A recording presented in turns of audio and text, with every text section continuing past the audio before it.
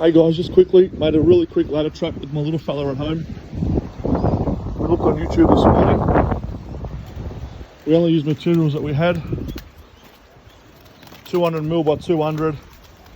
Birds go in, they struggle to climb out, fly out. Just put a bit of mince and bread, didn't we, Paulie? Yeah. We've got 2 Indian miners within 20 minutes, half an hour. There's a big crow been flying around, but he hasn't gone in yet. So I just thought we'd upload this. We literally made some scrap plywood material with a bit of window mesh, and it actually worked. So something to do in isolation, trap a few birds, let them go, enjoy.